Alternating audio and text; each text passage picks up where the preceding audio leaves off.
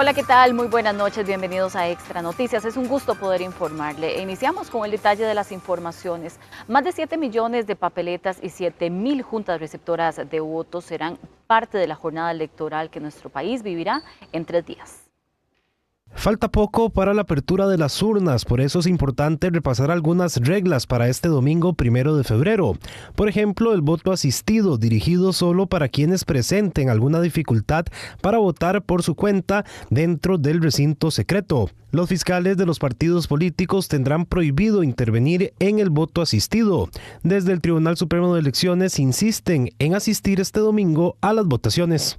En el gran área metropolitana hay niveles de participación electoral mucho más altos que en la mayoría de los cantones rurales y en las provincias costeras. Este fenómeno de las elecciones presidenciales y legislativas es inverso en las elecciones municipales, donde tienden a votar más los cantones rurales que los cantones urbanos. El ingreso de animales al recinto electoral está prohibido y la única excepción será para los votantes con alguna discapacidad visual. Según los expertos, esta elección podría convertirse en una de las más importantes de la historia del país. Pienso que Costa Rica nunca se había enfrentado, al menos en su vida moderna, republicana, a un ejercicio de toma de decisión tan trascendental como el que estaremos desarrollando el próximo domingo. Para este domingo habrá 7.124 juntas receptoras de votos, más de 7 millones de papeletas y más de 7.000 productos de apoyo para ejercer el derecho al sufragio. Y es que las elecciones de este domingo serán muy diferentes a la de hace 4 años. Mascarillas, lapiceros propios y menos violencia marcaron las votaciones del 2022. Una papeleta con menos candidatos y una sociedad más violenta son algunas de las diferencias que marcan la elección presidencial de este domingo en comparación al proceso de hace 4 años. Así lo relató a Grupo Extra el sociólogo de la Universidad Nacional, Guillermo Acuña. El experto afirmó que los cambios no solo se verán en las urnas, sino también a nivel cultural en el país. Recordemos que somos una sociedad que en los últimos 4 años ha visto cambios importantes. Es una sociedad, debo decirlo así, más violenta, ¿verdad? Que hace 4 años. Hace 4 años no teníamos los niveles de homicidios anuales que hemos estado observando a lo largo de los últimos 3-4 años. Acuña aseguró que los jóvenes tendrán un papel crucial en esta elección. Recordemos que hay un sector de población joven que vota por primera vez, ¿verdad? Y hace 4 años no lo teníamos. Recordemos que es una sociedad que va envejeciendo, ¿verdad? Y que vamos a ver en los centros de votación muchas personas adultas mayores siendo asistidas. En 2022 los votantes podían llevar su propio lapicero y la mascarilla era obligatoria en los recintos, situación que cambiará para el próximo domingo. Bueno, y justamente vamos a repasar algunos de los datos relevantes de estas elecciones nacionales que tendremos el próximo domingo. 7.154 serán las juntas receptoras de votos y el conteo iniciará a las 6 de la tarde. Son 450 funcionarios del Tribunal Supremo de Elecciones quienes transmitirán en una app el resultado provisional que después vamos a estar revisando a través, por supuesto, de la cobertura que vamos a estar dando acá en Grupo Extra, donde esos primeros resultados comenzarán a salir a partir de las 8:45 de la noche. Corte de cada 15 minutos hasta las 10 de la noche aproximadamente y resultados por medios oficiales también del Tribunal Supremo de Elecciones que todos los electores podrán consultar. Y precisamente vamos a ampliar más acerca de cómo se desarrolla la actividad, cómo se prepara el Tribunal Supremo de Elecciones para esta importante jornada y una fiesta electoral además que vamos a vivir todos aquí en este país. Para eso agradecemos mucho la compañía esta noche en mesa de análisis de don Gustavo Román, quien es el director general de Estrategia y Gestión Político Institucional del Tribunal Supremo de Elecciones. Don Gustavo, buenas noches, muchas gracias por acompañarnos. Ya casi vamos a incorporar también a don Gustavo.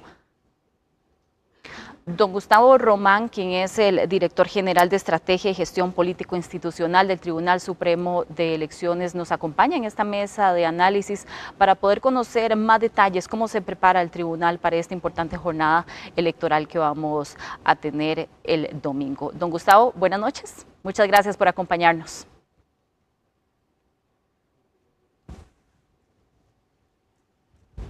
Vamos a verificar si no nos está escuchando.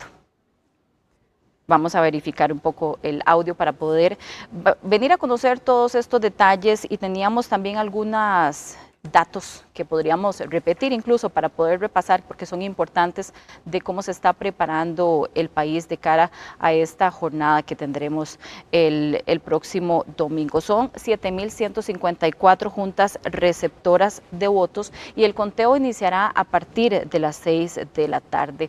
Son 450 funcionarios del Tribunal Supremo de Elecciones quienes transmitirán en una app, y esta es una de las novedades también que por supuesto vamos a poder conocer ahora más adelante con este resultado provisional. Son otros detalles también importantes que vamos a estar consultando con las autoridades del Tribunal Supremo de Elecciones para conocer más detalles. Don Gustavo Román, muy buenas noches.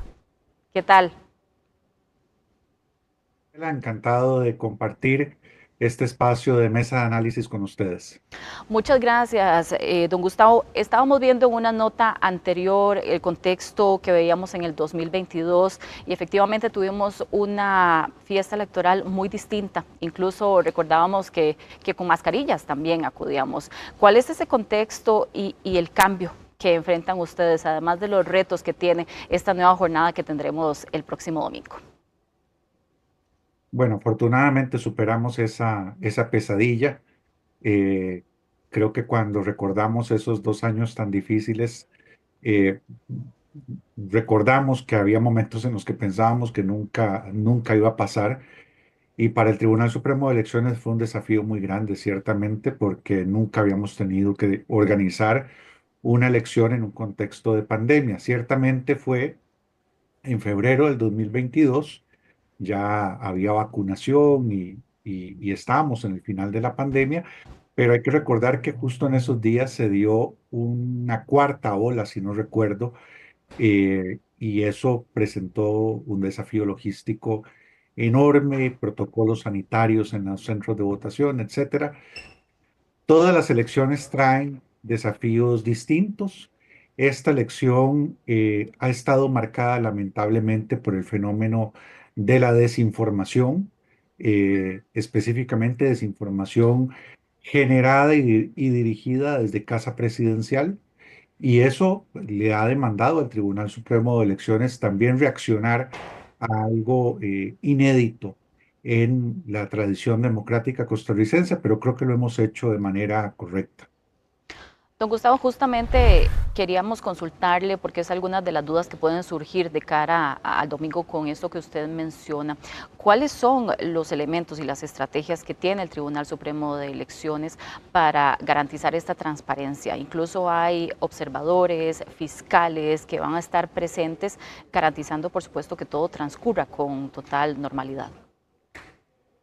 Sí, afortunadamente tenemos una amplia fiscalización en las mesas. Tenemos 3 auxiliares electorales para cada mesa de votación, representantes de los partidos políticos por miles, tanto miembros de mesa como fiscales partidarios, observadores nacionales como nunca hemos tenido, en buena medida por un proyecto muy oportuno de la Defensoría de los Habitantes, con cientos de muchachos observadores nacionales, y la observación internacional más robusta que yo recuerde en nuestra historia en elecciones nacionales, porque aparte de las tradicionales misiones de la OEA y de UNIORE, tendremos una misión por primera vez de la Unión Europea, una observación de la Federación Iberoamericana de Ombudsman,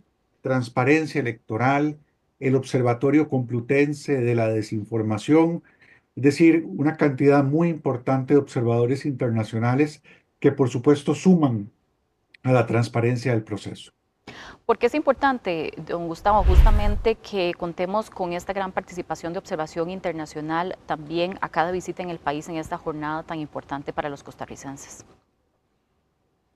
Bueno, yo diría que por dos cosas, básicamente. La primera, por lo que decía ahora, la legitimidad que da el hecho de invitar expertos internacionales, no, digamos, imbuidos en el debate político costarricense, sino terceros, ajenos a las discusiones y a las conflictividades propias de nuestro país y que además son expertos en la materia. Saben de esto, han visto elecciones en todo el mundo y eso, el hecho de que vengan acá y que digan, como ya nos han manifestado en estos días, que están muy gratamente sorprendidos porque mientras en otros países las autoridades electorales son renuentes y un poco recelosas de dar información, nosotros les hemos abierto las puertas completamente y han tenido todo el acceso posible para irse informando respecto del proceso. Se están reuniendo con líderes partidarios, se están reuniendo con sociedad civil, con prensa, van a tener libre movilidad por todo el territorio nacional. Eso es muy valioso. Pero la otra cosa por la que es valioso, doña Gabriela, es por el aprendizaje que siempre se genera de la observación internacional. Nosotros hemos incorporado recomendaciones, por ejemplo, de las misiones de observación de la OEA, en la medida en que nos ha sido posible porque no han requerido cambios legales, y las que no están en nuestra mano porque requieren cambios legales las hemos propuesto a la Asamblea Legislativa. Pero todos los procesos electorales, incluso los de Costa Rica, que son muy admirados en el mundo, son perfectibles, se pueden seguir mejorando y no hay mejor forma de mejorar en prácticas electorales que con la experiencia comparada de otros países. Don Gustavo, y otro de los elementos que llama muchísimo la atención y por supuesto además sensibiliza mucho es el voto en el extranjero. Son 49 consulados, si usted si no es así me corrige. ¿Cuáles serán, si usted nos puede recordar, esos primeros países de donde vamos a estar recibiendo información, que ya se emiten los primeros votos y con cuál estaría cerrando este proceso de voto en el extranjero? Sí, es la patria peregrina, dice, le gusta decir a nuestra presidenta Eugenia Zamora, la patria peregrina que no por peregrina es menos patria. Y yo creo que usted habrá visto y los televidentes de Extra, eh, al igual que yo, los videos que han circulado en redes sociales de ticos en el extranjero que a diferencia nuestra no tienen el centro de votación a un autobús de la casa, Ujú. sino que algunos tienen que coger aviones, tienen que pagar hoteles, hacer largas distancias para poder votar y es muy emocionante ver el fervor, el ánimo con el que lo hacen. Eh, Hay 91 juntas receptoras de votos en el extranjero, como usted bien dice, en 49 consulados. Eso es en 42 países en los que Costa Rica tiene representación consular. Lo que pasa es que en algunos países tiene más de un consulado. Y estamos hablando de una cantidad importante de costarricenses, más de 67.000 electores en el extranjero. La primer mesa que abrirá doña Gabriela es la de Canberra en Australia. Claro. Esa abre incluso el día antes Ujú. en Costa Rica, ¿verdad? Hay que precisar que en el extranjero las mesas no abren de 6 a 6 como en Costa Rica, sino que abren de 9 de la mañana a 7 de la noche. Y y según el uso horario de cada país. Y eso en el caso de Australia es las 4 de la tarde de el sábado 31 de enero de Costa Rica. Entonces, ahí empezará la jornada de votación. Esa mesa, curiosamente, cierra a las 2 de la mañana del 1 de febrero. Es decir, no va a haber empezado la jornada de votación aquí en Costa Rica cuando esa mesa ya habrá cerrado. Y la última en cerrar es la más occidental de todas, que es la de Los Ángeles, California. Cierra, como le decía ahora, a las 7 de la noche, hora de Los Ángeles, pero eso es las 9 de la noche, hora de Costa Rica. Quiere decir que probablemente cuando esté acabando la sesión solemne y se empiecen a dar los primeros resultados, va a estar cerrando justamente esa última mesa. Don Gustavo, y un dato interesante que incluso usted nos aclaraba esta mañana en entrevista con nuestros compañeros de la radio, con Henry y Lorena, es que valga la aclaración que las personas en el extranjero votan únicamente por presidentes y vicepresidentes, esa única papeleta. Así está establecido en nuestra legislación. Así que en el caso de los costarricenses en el extranjero, votarán en esa única papeleta y además votan cada 4 años, no cada 2 años como nosotros, porque tampoco votan en las elecciones municipales. Otra de las dudas frecuentes que nos hace la audiencia a través de nuestras diferentes plataformas es el costo que tiene un proceso electoral como estos. Incluso en algunas ocasiones nos ha dado el tribunal el costo por elector y mencionaban ustedes que es modesto con respecto a otros procesos electorales. No sé si ya tienen establecido datos en esa línea. Bueno, tenemos el costo presupuestado del proceso, que en primera ronda serán aproximadamente 10.000 millones de colones. Si tenemos que ir a una segunda ronda, la erogación sería de aproximadamente 3.300 millones de colones adicionales. El costo por elector para este proceso no lo tengo, pero sí le puedo ratificar ese dato. Nosotros lo hemos comparado con países con padrones similares al nuestro. Ponga usted El Salvador, Panamá, República Dominicana, y el costo es infinitamente más bajo. Y hay razones para ello. Le doy una que es tal vez la de más peso. Eh, eh, en Costa Rica el sistema de transmisión de resultados preliminares es desarrollado por los propios funcionarios del Tribunal Supremo de Elecciones. Es una maravilla, la verdad, porque además funciona muy bien. Y ese sistema de transmisión de resultados preliminares en todos los otros organismos electorales que yo conozco del mundo se terceriza, se contrata por lo privado y esa contratación no baja, doña Gabriela, de 25 millones de dólares. Es decir, solamente la contratación del sistema de transmisión de resultados preliminares le suele costar a los organismos electorales en América Latina más de lo que le cuesta al Tribunal Supremo de Elecciones organizar toda la elección. Entonces, pues esas son explicaciones de por qué tenemos no solamente uno de los procesos electorales más íntegros del mundo, sino también uno de los más austeros. Don Gustavo, también otra duda o inquietud que nos hacían llegar. Ya el día de hoy ustedes nos informaban incluso que los centros de votación ya están ratificados, porque incluso algunas personas días previos podían verificar, pero no tenían probablemente la respuesta del centro de votación. Al día de hoy ya están ratificados todos, entonces las personas pueden hacer la consulta. Tal cual usted lo dice, sí, desde la tarde de ayer. Efectivamente, había unos pocos centros de votación que no estaban ratificados y por eso algunos costarricenses buscaban la información y les salía esa respuesta por razones del Ministerio de Educación Pública, no por razones del Tribunal Supremo de Elecciones, pero ya están todos ratificados en este momento, de modo tal que ya sea llamando al número de teléfono 1020 o mandando un mensaje a ese número 1020 en el sitio web tse.go.cr o en el app de descarga gratuita #votante informado CR, las personas ya pueden consultar y les va a indicar no solamente el centro de votación, sino también la junta receptora de votos y el número de elector para ir directamente a votar el domingo.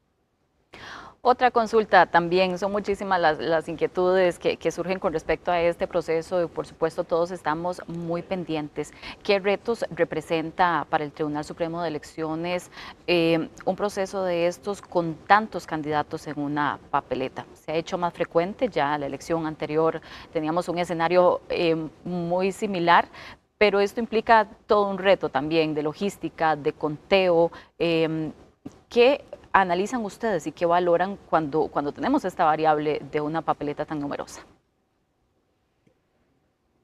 Los dos retos más importantes son en fases que ya se superaron. Es en la fase de renovación de estructuras de los partidos políticos. Todo ese proceso interno de los partidos políticos tiene que ser acompañado por el tribunal y genera a veces litigiosidad, procesos contenciosos que tienen que ser resueltos por el juez electoral. Y luego el proceso de inscripción de candidaturas, que suele ser muy intenso, muy tenso, incluso utilizaré la palabra tenso, porque tome en cuenta usted, doña Gabriela, que nosotros tenemos que terminar ese proceso de inscripción de candidaturas muy rápido, porque sin eso no podemos empezar a imprimir papeletas. Y hasta que terminemos de imprimir papeletas, podemos empezar a empacar el material electoral. Y hasta que terminemos de empacarlo, podemos distribuirlo. El proceso electoral funciona en ese sentido como un relojito suizo. Nosotros no podemos, como el MOP, decir que vamos a inaugurar una carretera en 3 meses y terminar inaugurándola en un año. Nosotros tenemos plazos perentorios y fases secuenciadas. No puede iniciar una hasta que concluye la otra. Entonces, claro que la cantidad de partidos políticos representa un desafío. Ahora, ese es, digamos, el desafío para nosotros como organización electoral. Para la ciudadanía, yo creo que es algo valioso en el tanto evidencia que tenemos una democracia abierta y competitiva. Hay democracias muy respetables en el mundo donde las personas tienen 2 siglos de estar votando por 2 opciones, nada más. Yo no sé si los costarricenses estarían contentos con esa realidad. Aquí no. Aquí la sociedad civil tiene amplias libertades para organizarse, para competir y para ganar, porque además no son participaciones testimoniales. Lo cierto es que en Costa Rica ha ganado la presidencia de la República y ni qué decir, la Asamblea Legislativa, muchos partidos políticos distintos. Por 2 razones, insisto, porque se trata de un sistema competitivo y abierto y porque hay una autoridad electoral que garantiza que realmente haya competencia y no que sea siempre el mismo partido el que repite, como ha pasado en otros países de América Latina, 70 años con un mismo partido político. Entonces, tiene su lado, digamos, de desafío para nosotros como administración electoral, pero es algo también de lo que nos podemos sentir orgullosos los costarricenses y le da al elector una amplia variedad de opciones. A mí me parece inaceptable decir frente a esas 20 opciones, no tengo por quién votar o peor aún, todos son iguales y ninguno sirve. Yo creo que eso no es justo, no es correcto. Hay personas muy buenas, hay propuestas muy serias y hay mucha variedad para escoger. Hay opciones y creo que ha sido parte también del análisis que se ha realizado durante este periodo también de campaña electoral. Y le preguntaba también esto porque a veces surge la inquietud, si entonces en la mesa de votación, cuántos representantes tienen que estar por cada partido, ¿verdad? Y se puede dar ese tipo de discusión al momento de que las personas se presentan a emitir su voto. ¿Cuáles son, si usted nos puede dar algunas pautas de lo que las personas se pueden encontrar y qué es lo que está previsto? Yo sé que es un proceso muy extenso, pero para tomar en cuenta que es que no tiene que haber representación de todos los partidos porque sería prácticamente imposible. Qué dicha que me lo pregunta, porque ese es un tema sobre el que vamos a emitir una aclaración en las próximas horas para que haya tranquilidad de las personas. Vamos a ver, los partidos políticos tienen derecho, todos los partidos que participan, a proponer un miembro de mesa por junta receptora de votos. En algunos casos excepcionales tienen derecho a tener 2 miembros de mesa. Son unos pocos casos y está documentado quiénes son y esas personas además van a estar identificadas. Tienen un brazalete de un color específico que las identifica según el cargo que vayan a desempeñar en la mesa. Pero en principio, todos los partidos tienen derecho a tener una persona como miembro de mesa y tienen derecho a tener también una persona como fiscal. Son 2 figuras distintas. El miembro de mesa es la persona que toca el material electoral, que recibe la cédula, que toca el padrón registro, este libro blanco donde están las fotografías de todos los electores, que entrega las papeletas, que las firma. Eso es un miembro de mesa. El fiscal es otra cosa. El fiscal es una persona que no toca el material electoral, solamente ve, vigila, toma nota de lo que está ocurriendo y esa es su labor, es una labor de vigilancia. Bueno, tienen derecho a tener un fiscal por cada mesa. Nadie más, no puede entrar nadie más a la mesa de un partido político que no sea o el miembro de mesa acreditado o el fiscal acreditado. No importa cuántas personas más tengan, ni figuras que se invente un partido político, solamente un miembro de mesa y un fiscal. Aparte de eso, pueden estar presentes auxiliares del Tribunal Supremo de Elecciones, delegados del Tribunal Supremo de Elecciones, asesores electorales del Tribunal Supremo de Elecciones y eventualmente observadores. Los observadores nacionales o internacionales también pueden estar, pero las figuras partidarias son esas dos, miembro de mesa y fiscal partidario. Don Gustavo, hay otro elemento también que llama la atención, que a veces da mucho de qué hablar y como le indicaba, este año regresa el crayón naranja porque anteriormente teníamos esta situación del COVID y la gente podía llevar sus lapiceros y en algunas discusiones se ponía en duda que por qué se había quitado la tinta, pero el crayón naranja tiene una razón de ser, ustedes lo han explicado, pero me gustaría que volviéramos a retomar esto porque regresamos a utilizarlo el próximo domingo. Sí, siempre es importante hacerlo porque eh, es simpático hablar con funcionarios electorales de otros países de América Latina y ver cómo la desinformación se replica en los diferentes países, a veces con el mismo video, el mismo guión, solo que con otro acento, pero pareciera que los consultores encargados de hacer estas campañas de desinformación son los mismos que andan vendiendo sus servicios por todo el continente.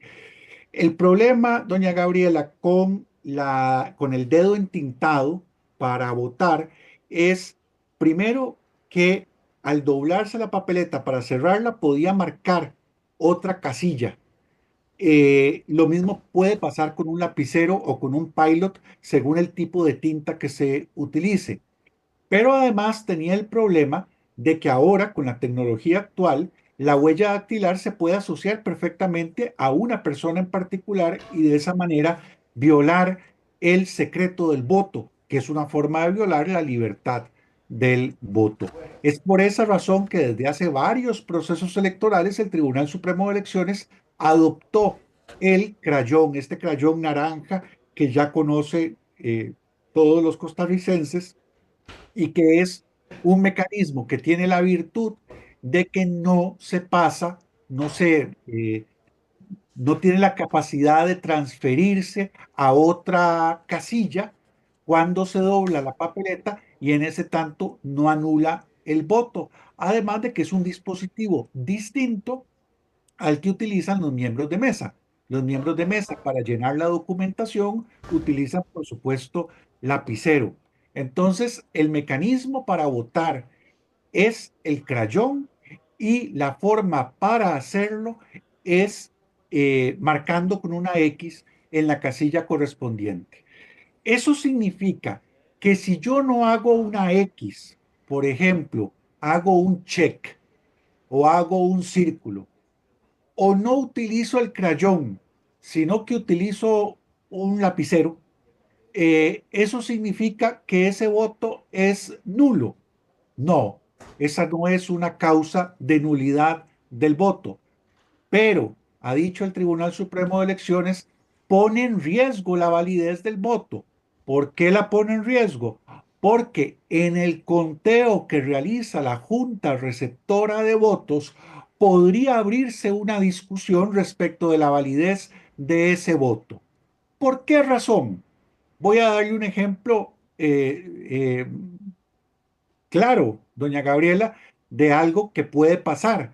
Una forma de violar el secreto del voto y la libertad del voto es decirle a una persona, mire, usted quiere conservar su trabajo, tiene que votar por esa opción en particular, o usted quiere 20.000 colones, tiene que votar por esa opción en particular, y yo, para garantizarme que usted en el secreto de la urna no me va a engañar y va a votar como se está comprometiendo a votar, yo le voy a dar este lapicerito de este color específico y usted va a votar con ese lapicero de ese color específico. Y así yo me aseguro de que, porque yo tengo gente en la mesa después cuando se haga la revisión del material, y así nos vamos a asegurar de que usted cumplió su palabra.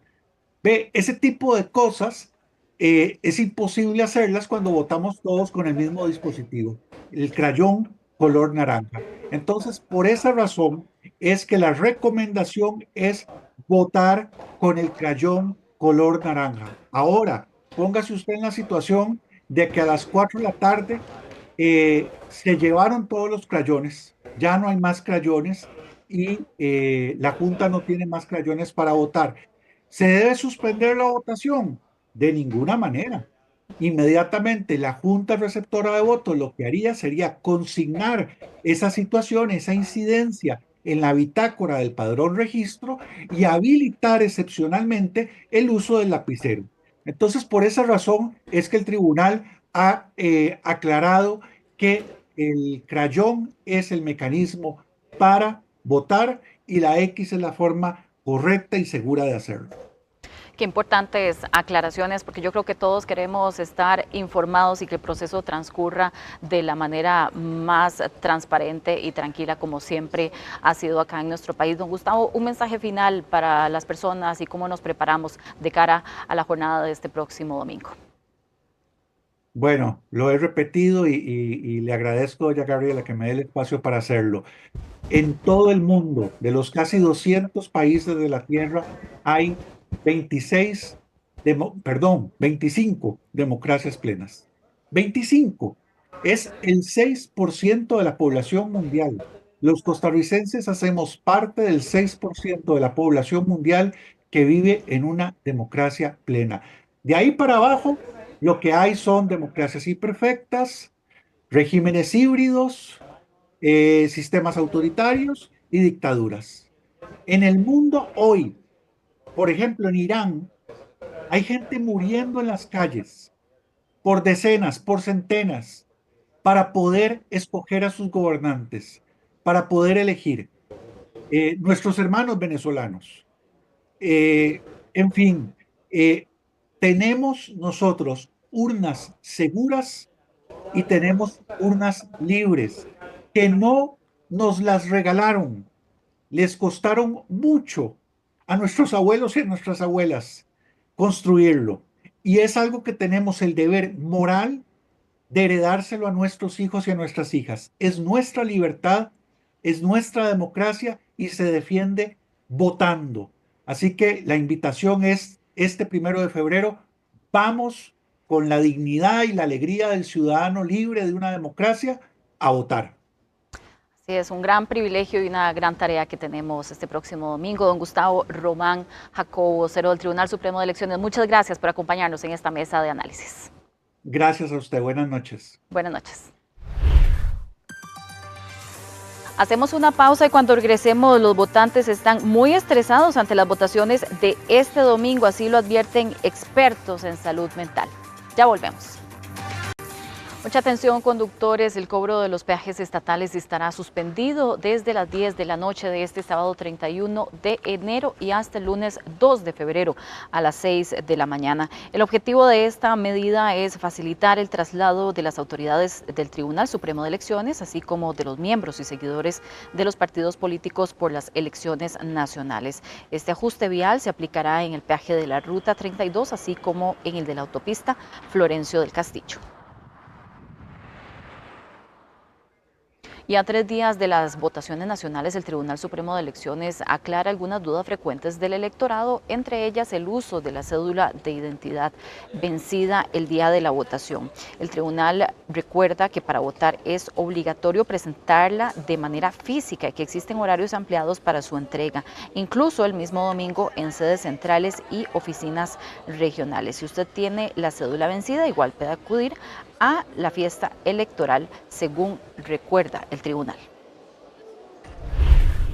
Se puede votar con la cédula con hasta un año de vencida. Okay. Es decir, la cédula que haya vencido todavía el 1 de febrero del 2025 me sirve para votar en primera ronda.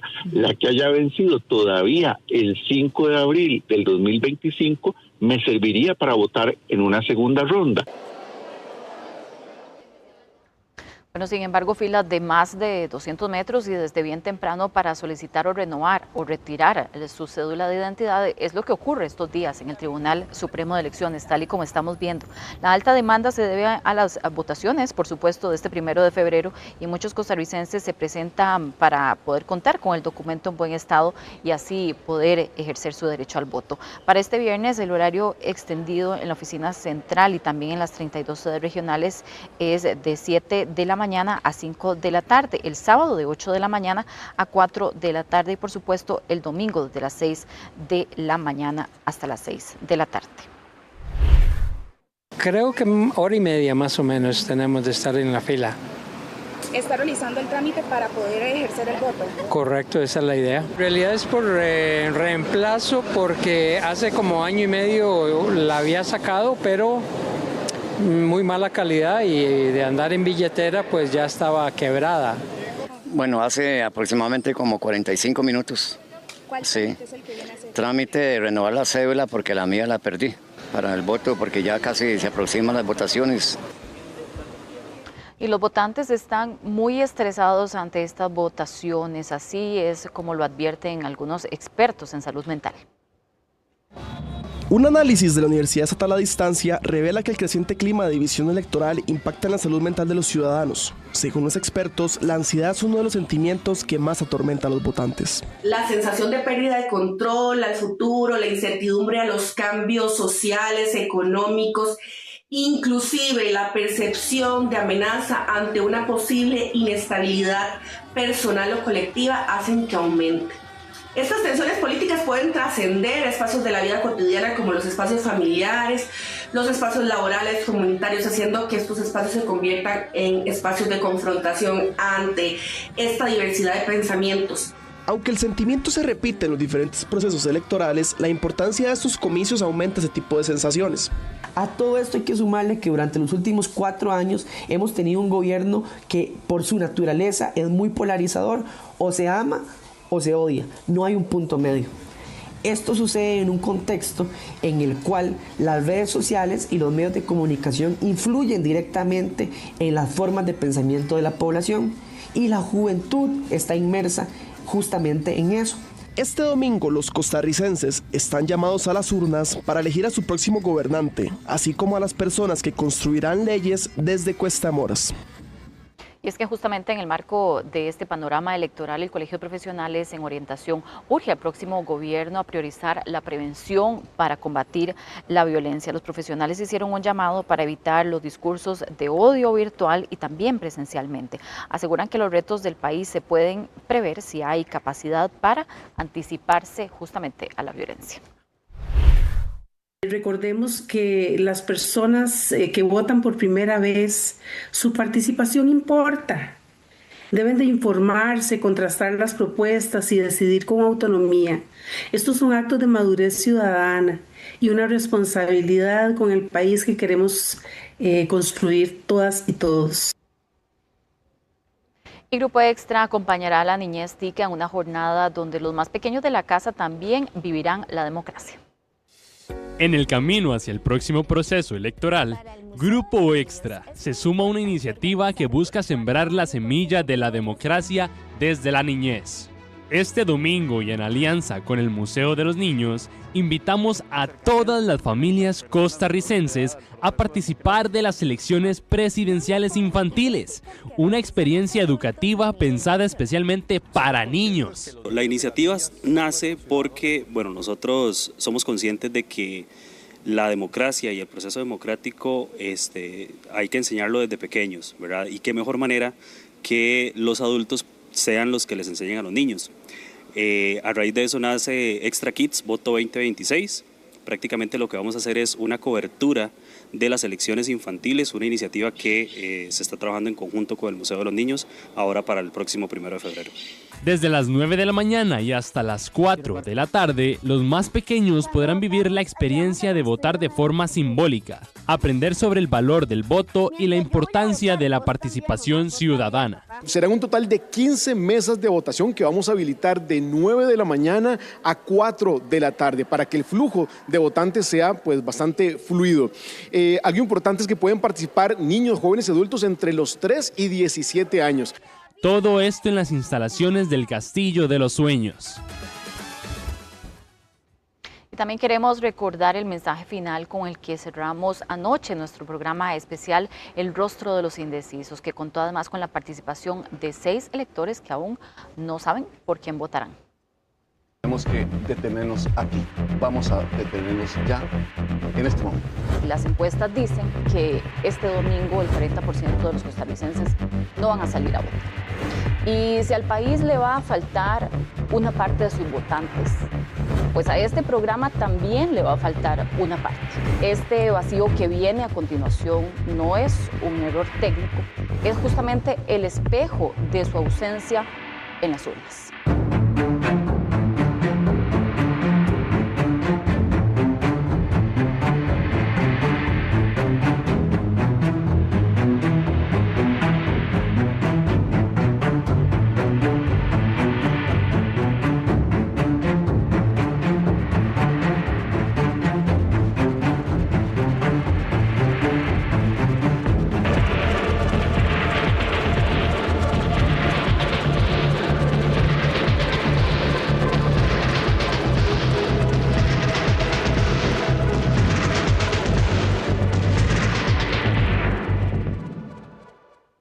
Bueno, y en otras informaciones, la Autoridad Reguladora de los Servicios Públicos aprobó una rebaja extraordinaria en los precios de los combustibles.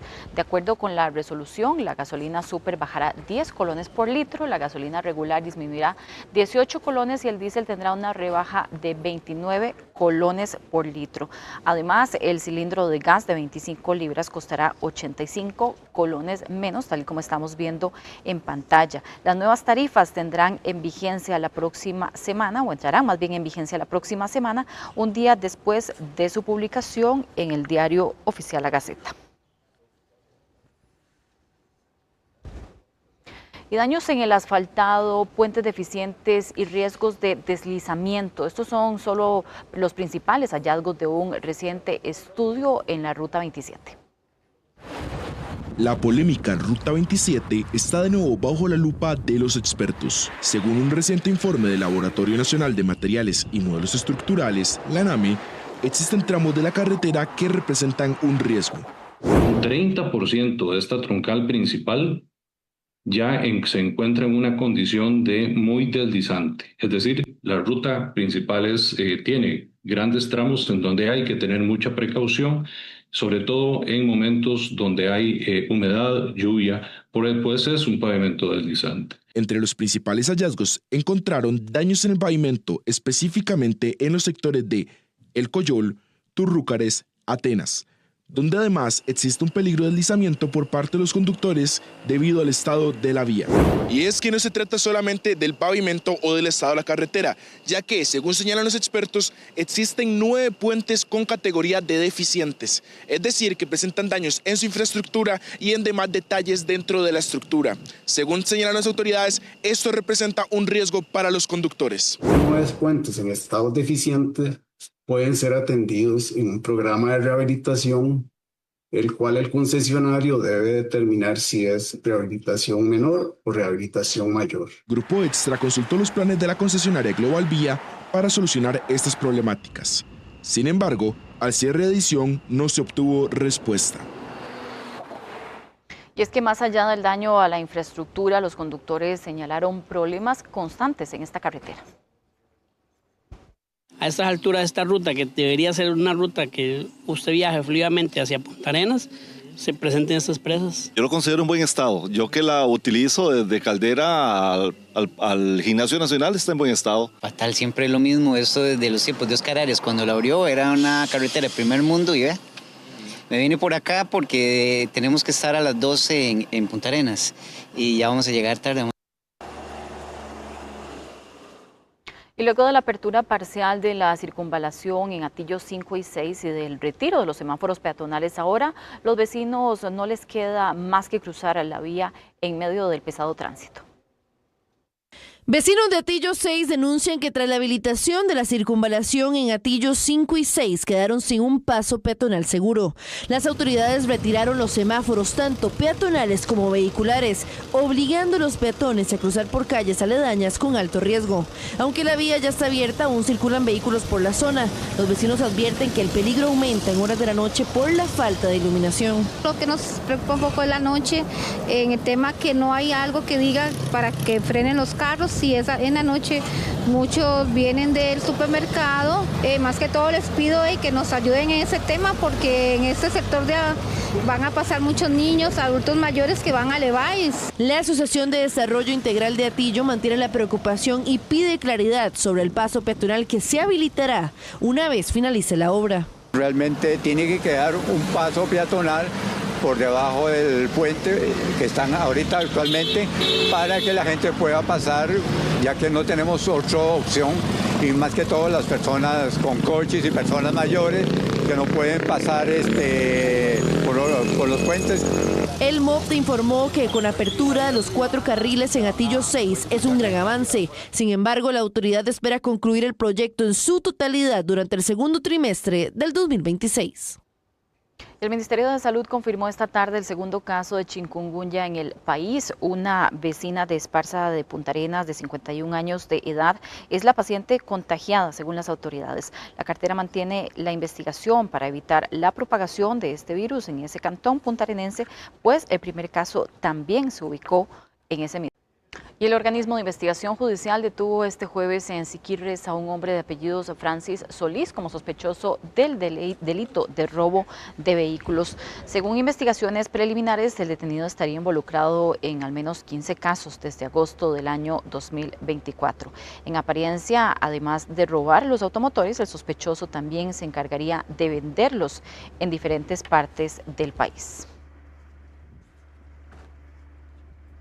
Y el Ministerio de Ambiente y Energía investiga la muerte de peces en el distrito de Porosal del cantón de Cañas. Esto se ubica cerca del puente La Amistad de Taiwán. Este hecho sería el segundo en menos de una semana, luego de que el pasado lunes vecinos de Naranjo y de Palmares denunciaran la muerte de peces y la presencia de otros en estado agonizante, según confirmó el MINAE a Grupo Extra. Casos como estos pueden ser denunciados mediante la página web www.minae.go.cr.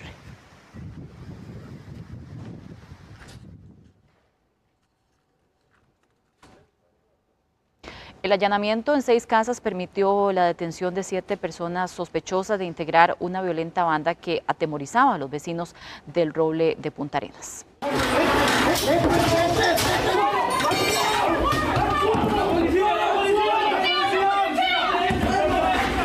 Una banda que utilizaba la violencia para dominar algunas zonas de Punta Arenas fue desarticulada por medio de varios allanamientos realizados este jueves por la Policía Control de Drogas. Esa estructura criminal se dedicaba al narcomenudeo y otros delitos, y como parte de los operativos, los agentes allanaron 6 viviendas. Propiamente en el sector del Chagüite se está deteniendo a una persona de apellido Obando, conocido como Pascual, el cual en asocio de 10 personas más está dedicado al narcomenudeo en este sitio. De acuerdo con la investigación, la organización no solo se dedicaba a la venta de drogas, sino también a robos, asaltos y enfrentamientos armados con bandas rivales. Las autoridades señalan que sus integrantes protagonizaban balaceras para mantener el control en la zona, lo que había generado temor en los vecinos. Dentro de los integrantes de esta organización de narcotráfico, como una característica importante, 3 personas menor integran esta agrupación. Durante los allanamientos, la PCD decomisó diferentes tipos de droga, dinero en efectivo y municiones. En total se incautaron más de 170 gramos de marihuana, 21 dosis de cocaína, 164 dosis de crack y más de 1 millón de colones. Y un tribunal de Pavas absolvió a alias Chavo por asesinato de un menor de 9 años en Alajuelita. El principal sospechoso de asesinar a un menor de 9 años tras una balacera lo declararon inocente. El tribunal alegó falta de certeza de que el hombre de apellido Calderón, alias Chavo, fuera el responsable del homicidio. Por aplicación del principio universal indubio pro reo, se absuelve de toda pena y responsabilidad a Joseph Alexander Calderón Maltés de lo siguiente: un delito de homicidio calificado acusado en perjuicio de KRM y de 10 delitos de homicidio calificado. Calderón era señalado como el principal sospechoso de llegar afuera de la casa y disparar en varias ocasiones, lo que causó la muerte del menor en la Navidad del 2024. No se puede llegar a una absoluta certeza que venga a derribar ese escudo protector que he venido discutiendo. No existe una correcta individualización del imputado sobre este evento, no la existe. En la pieza acusatoria que presentó el tribunal, el Ministerio Público, a grado de probabilidad, la atribuyó como autor. Durante el juicio, la defensa del imputado insistió en que no existía prueba directa de que lo vinculara con el asesinato y que en el sitio eran comunes las balaceras por venta de drogas.